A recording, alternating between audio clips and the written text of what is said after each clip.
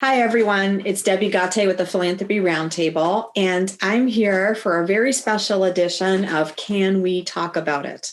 I actually want to pause and share a little bit about why we chose the name Can We Talk About It as the title of this podcast. Actually has meaning to both me and others at the roundtable, and is related to something that happened in history not that long ago, but that most people may have forgotten about. You may remember there was a filmmaker named Theo van Gogh who was murdered in the streets of Amsterdam not long after he produced a film.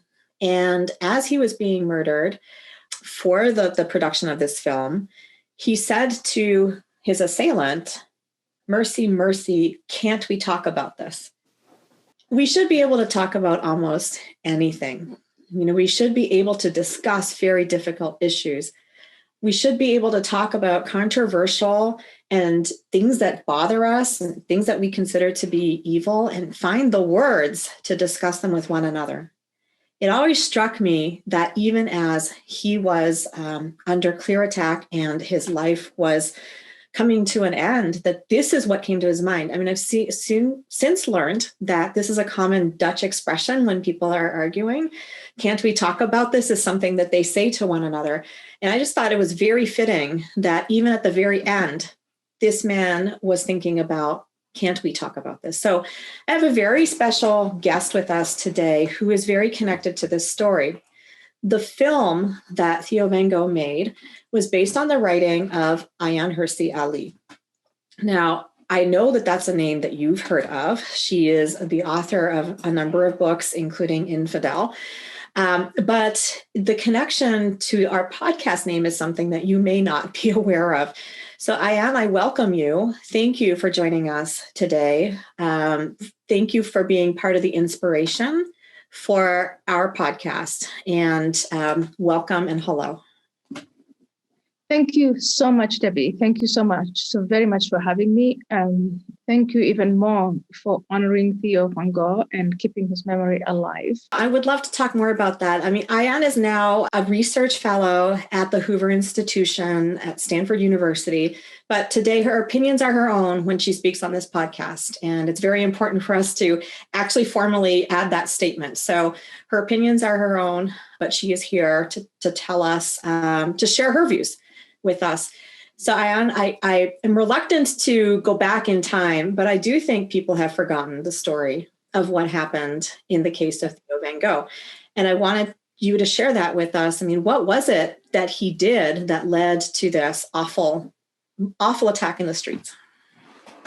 November 2 of 2004, you have a confrontation between Theo van Gogh, who's murdered, and Mohammed Biori, who's the murderer.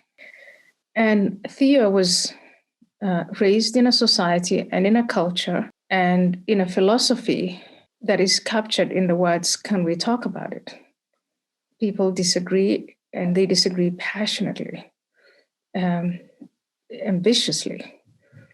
But in the end, the society that Theo grew up in was one where things were resolved through conversation.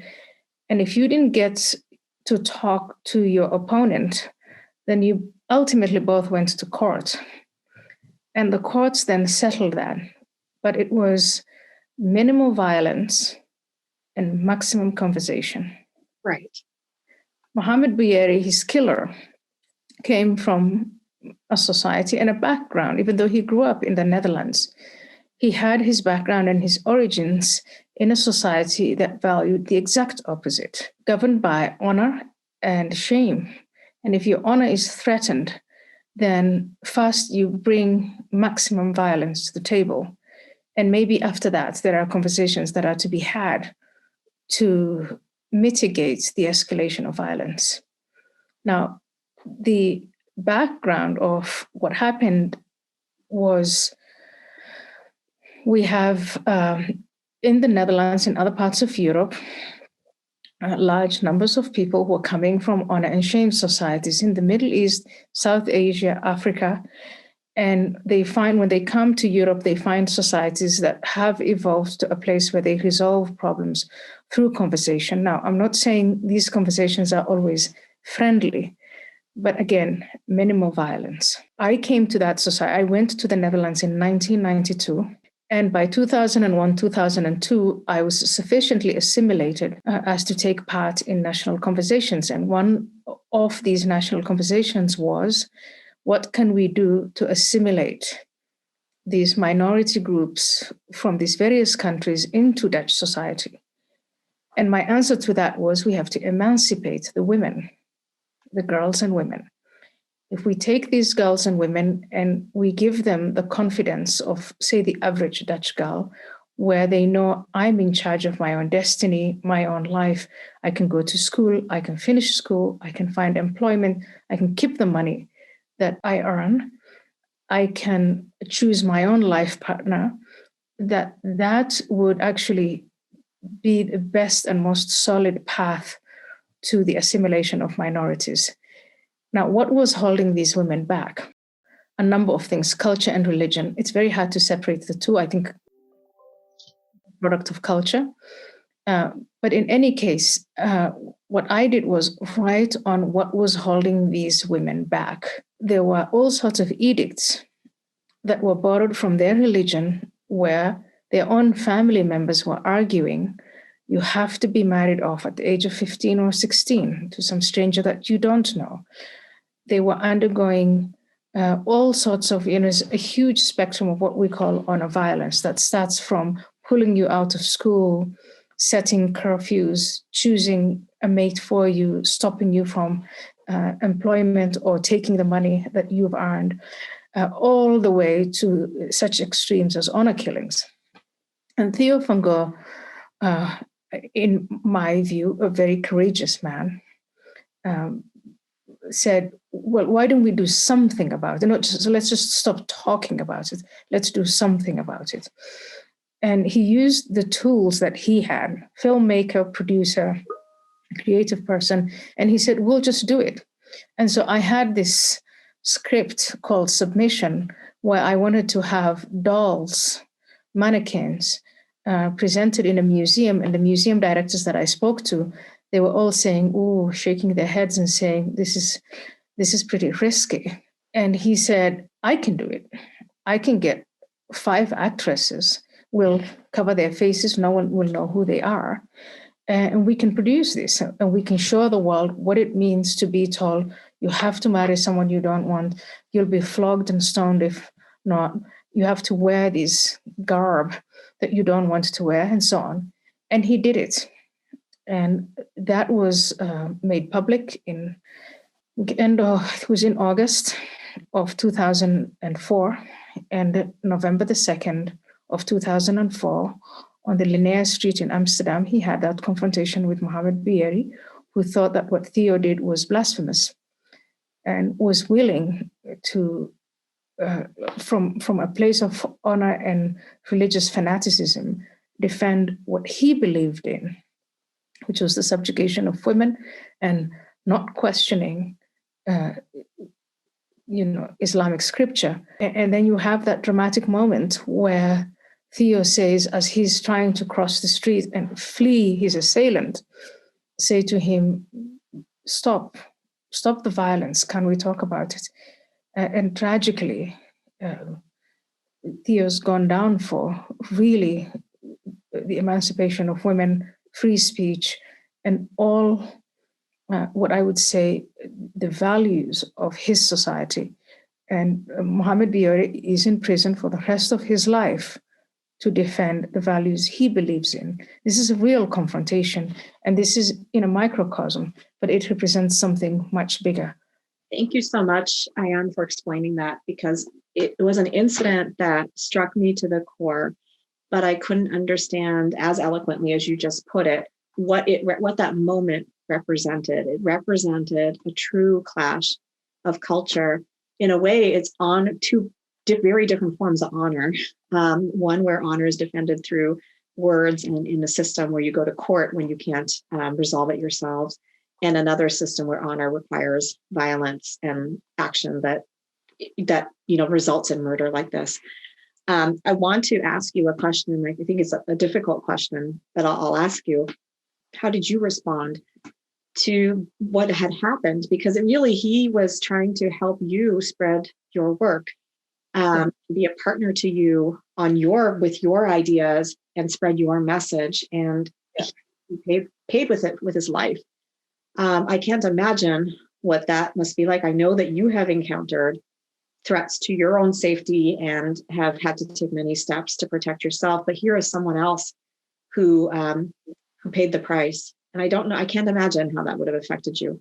Of course, emotionally devastating, spiritually devastating, in every way devastating.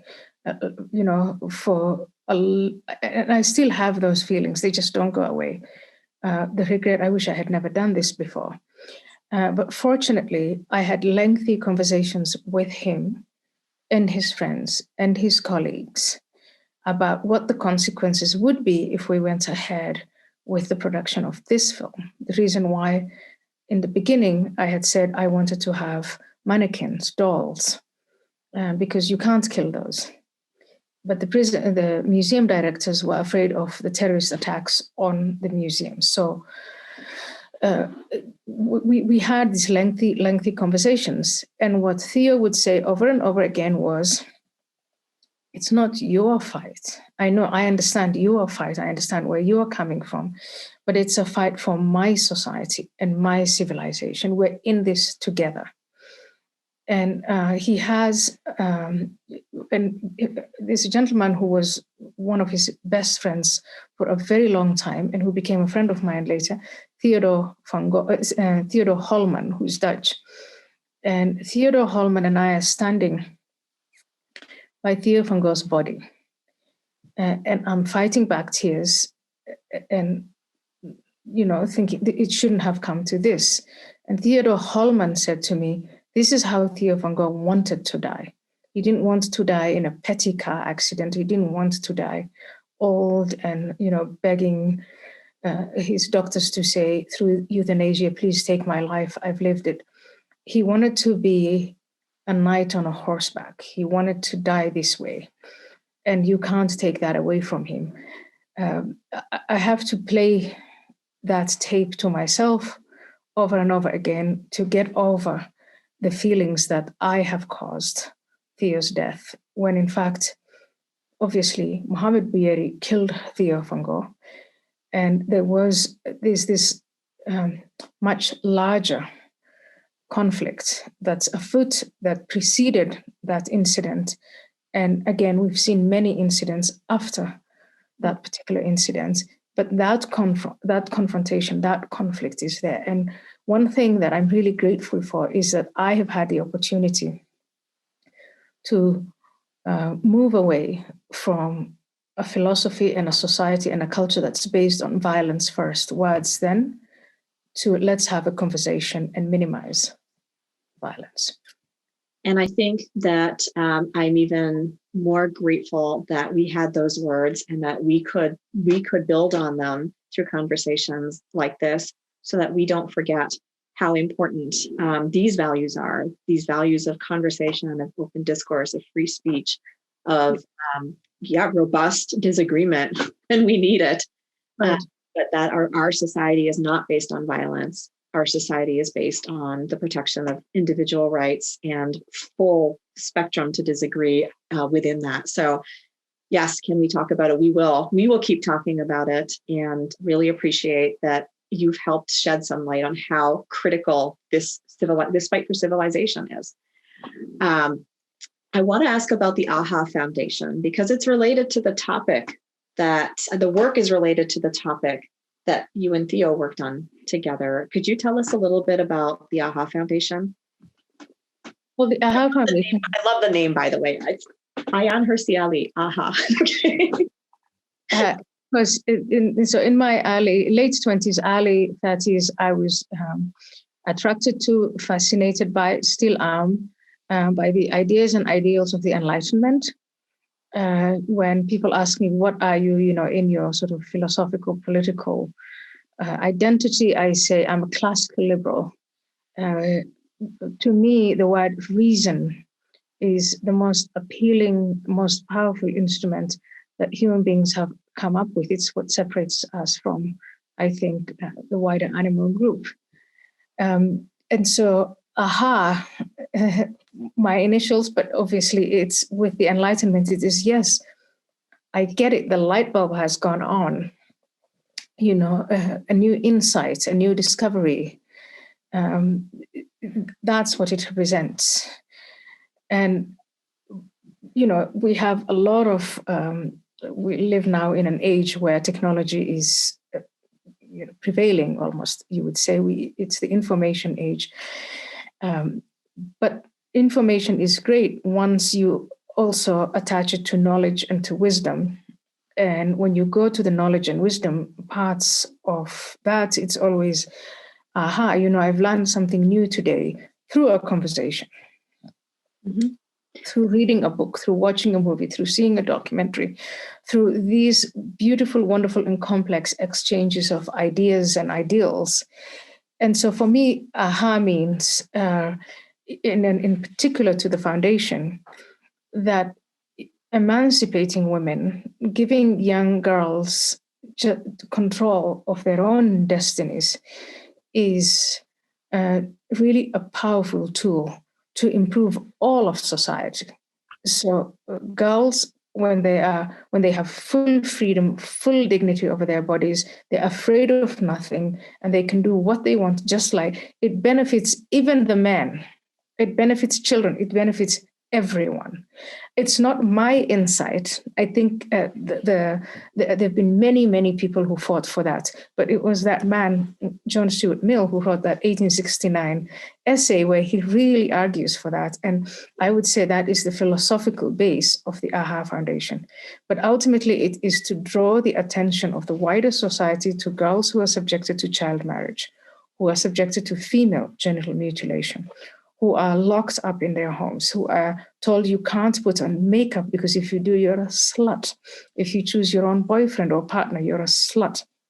And who are threatened with violence, who are threatened with death if they disobey the religious edicts and the cultural edicts of their families.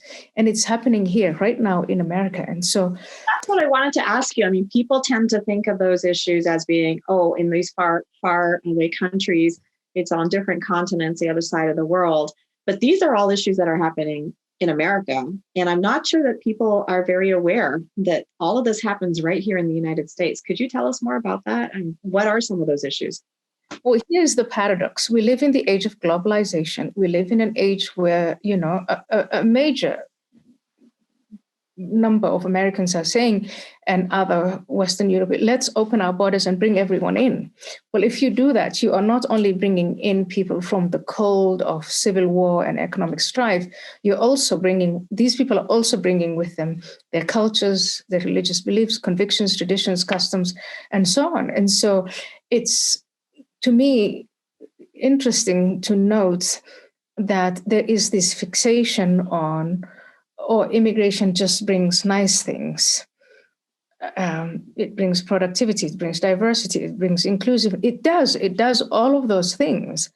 But people also bring in, if you are going, and here we have in the United States of America and other Western countries where we're spending a lot of money and a lot of diplomatic effort to try and encourage the emancipation of women, the equality between men and women.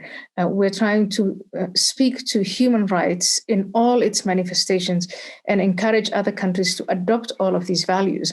But why, when large numbers of people come here, why would you pretend that they don't bring those customs with them? If you really wanted to acknowledge immigrants, and in particular Muslim immigrants, then you would acknowledge not only the curry recipes that they bring and the beautiful dresses and the music, but you would also see these other aspects that are unattractive and cruel and demeaning to girls and women, among other things, and say, if you really want to belong, if you want to be a true American, and say you are an Egyptian father or a Somali father or a Sudanese father, then you have to let your daughter live like an American. So these are the very same issues that you and Theo van Gogh were working on in Amsterdam when we had that incident and that started our conversation. And you are still working on those issues now. What strikes me and has always struck me about your work is the amount of courage that it must take, because it's not just your fighting for independence and your assimilation. It's the battle of civilizations, of which you are a representative of one side in that battle. And that has to take courage, especially because you transitioned from one to the other.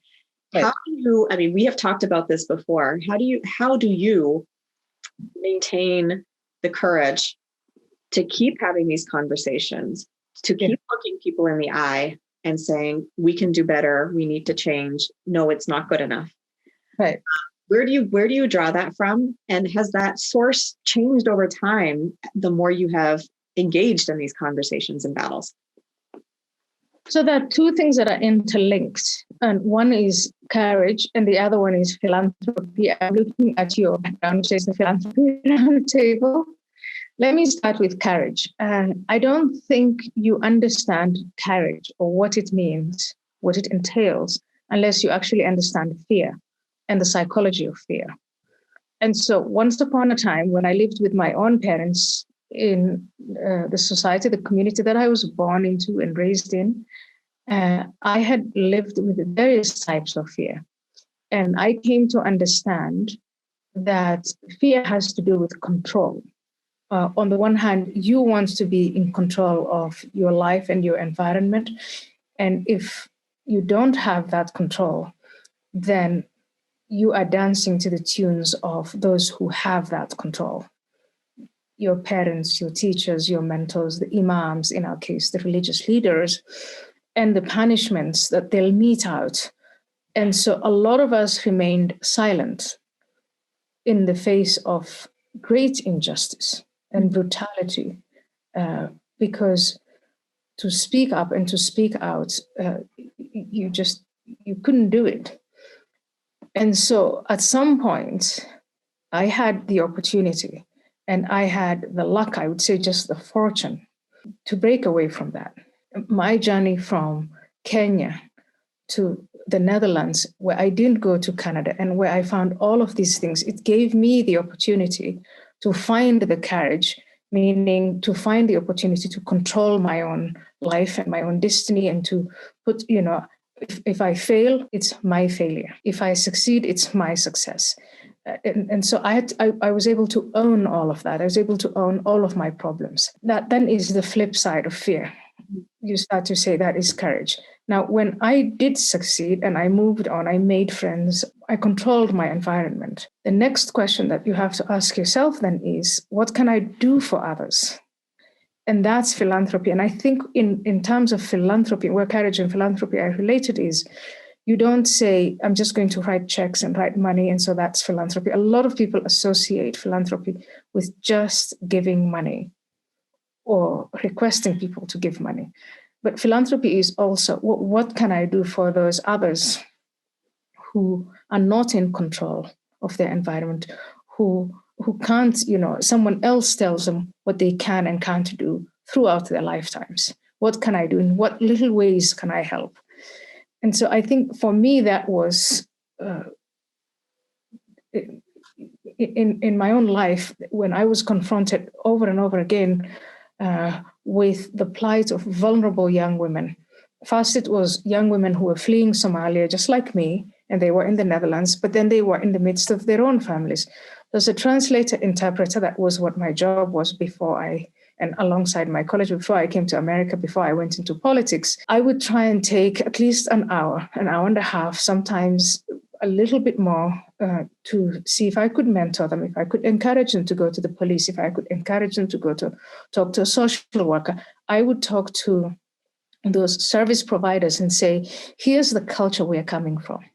Here's why your culture doesn't understand us. Here's where I think the path forward is.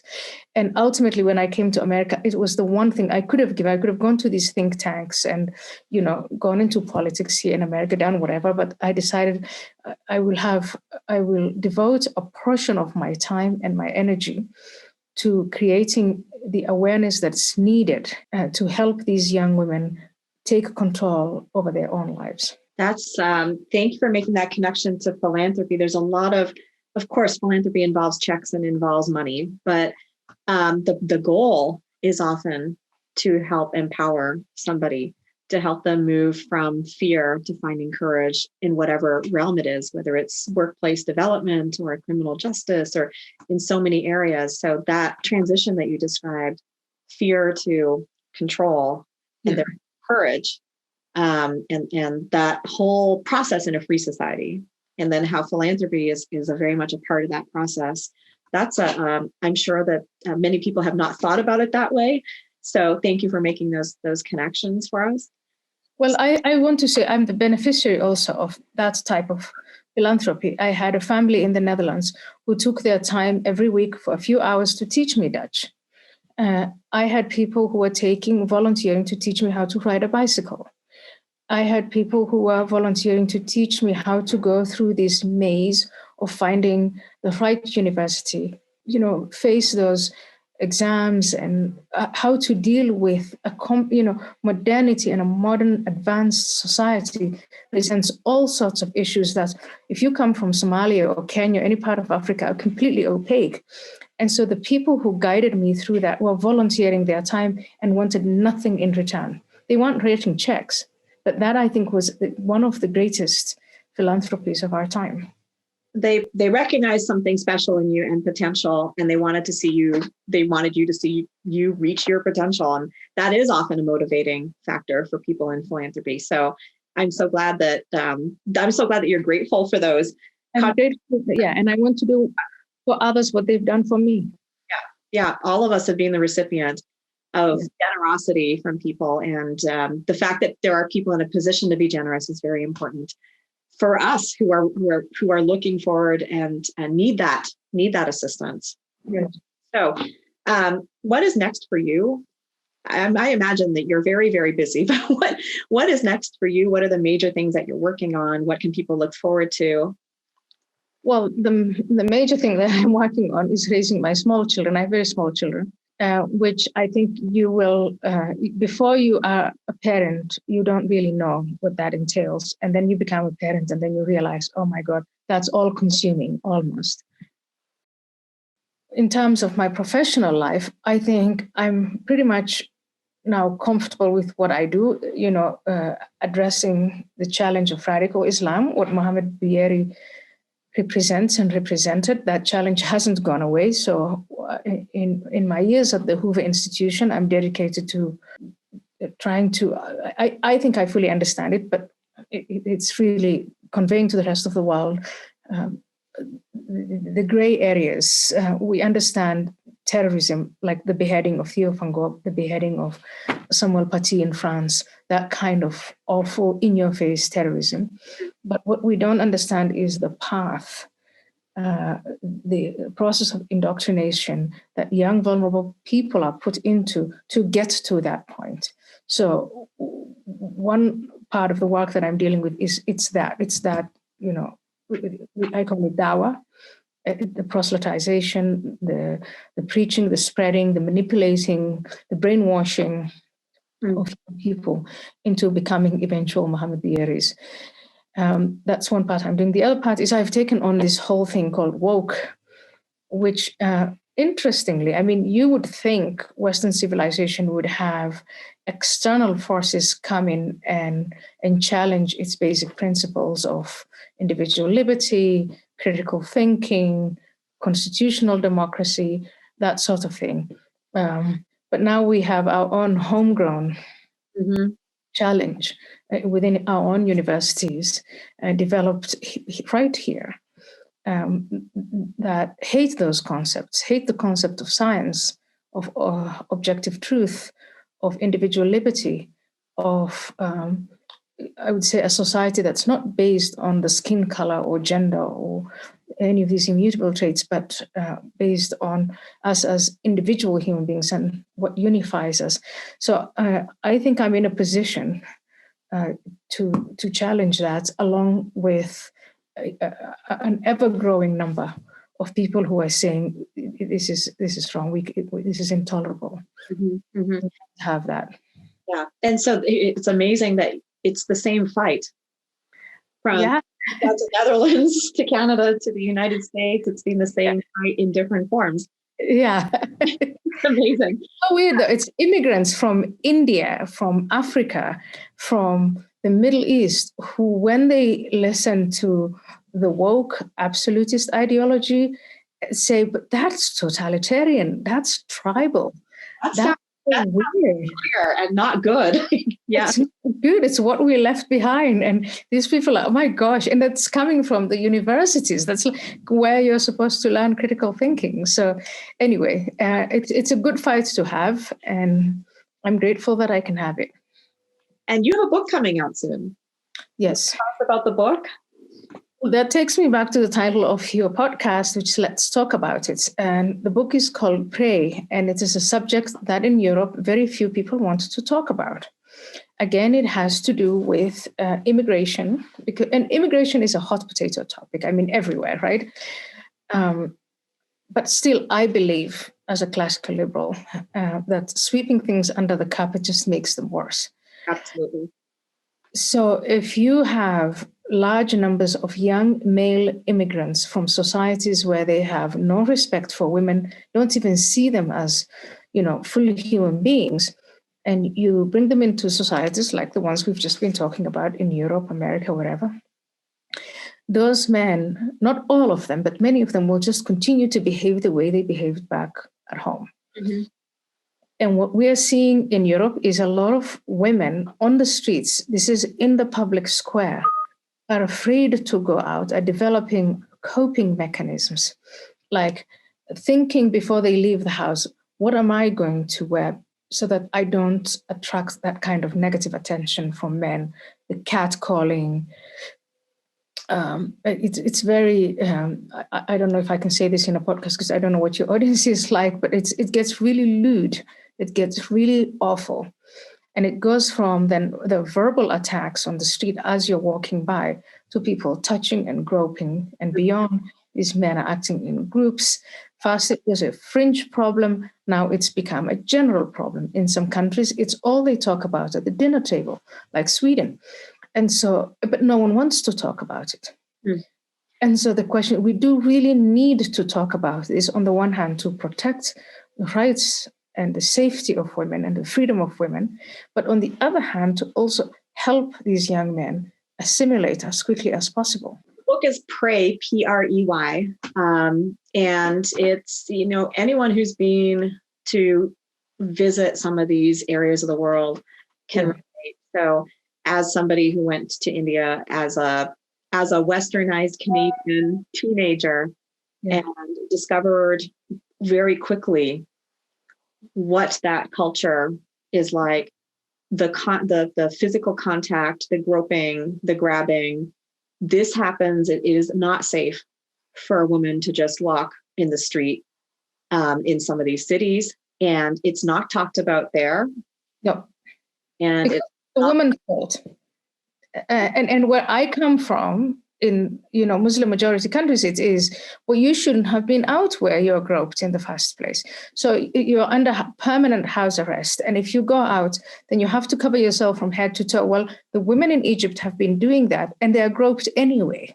Yes. They're assaulted anyway. And in the large swathes of the Middle East, South Asia, large parts of Africa. But now those men are then coming into Europe, and they're seeing these women who are free and emancipated and really never pay any attention to what it is that they were before. They never think about, what will I be a victim of violence? Will I be preyed upon if I get out of the house? And now they're doing that. And so it is sort of a predator-prey story. That's where the title of the book comes from. But the book is a challenge to the leaders, the political leaders and the social leaders and the institutional leaders of Europe to see whether they can actually now come out and protect the rights of women.